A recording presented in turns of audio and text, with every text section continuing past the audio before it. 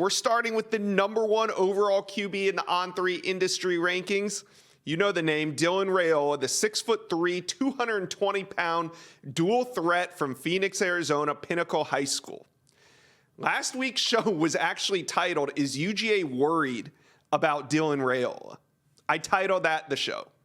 Of course UGA is not worried about Dylan Raiola. It was a bit of a rhetorical question. But as of right now, as we see, USC is leading on the recruiting prediction machine with 48%.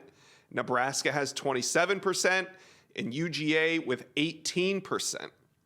Now, this past weekend, Raiola was in Athens, so of course UGA isn't worried. It's also more of a transactional recruitment for Georgia.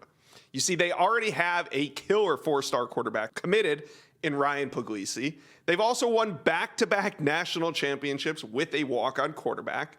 So no, the train will not fall off the tracks if Dylan Raiola doesn't go to Georgia. There's less emotion involved in this recruitment. It's very transactional, meaning if Dylan Raiola chooses Georgia, fantastic. Georgia's just doing what they do. They're stacking talent. They're landing the #1 quarterback in the country. Now, maybe it's not as transactional for USC, but it's also not a make-or-break recruitment either. Lincoln Riley can develop. He can build a Heisman quarterback out of another great arm. It doesn't just mean Dylan Raiola is the only answer for USC. Now we get to Nebraska. They're a little bit more emotionally invested than the other two teams. This is a program that's been down and down big for a long time. Dylan Raiola is a legacy recruit. He's got family that coaches there. He's got family that's played there. And he's also the #1 quarterback in America. New coach, top QB. It's all good news from here, right? The Nebraska storyline almost just writes itself.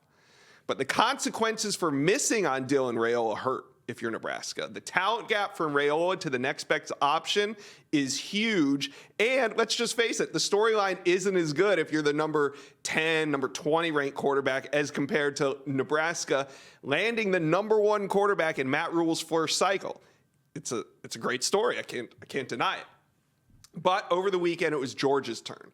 He was in Athens for the 6th time in the past 2 years. He has visited Athens, Georgia from Phoenix on his own dime 6 times. Back to see a UGA practice. They were in the pads. You know, he was there for the ticker tape parade, the celebration of the national championship. Now he's back on a business trip where he brings the whole family to see how Georgia does it when they're on the field. He wanted to see that. Now it's getting down to decision time. He made this trip to Athens. Now he'll be back at Nebraska next weekend. And then he only has one more visit left. That's if he takes it to the Oregon spring game.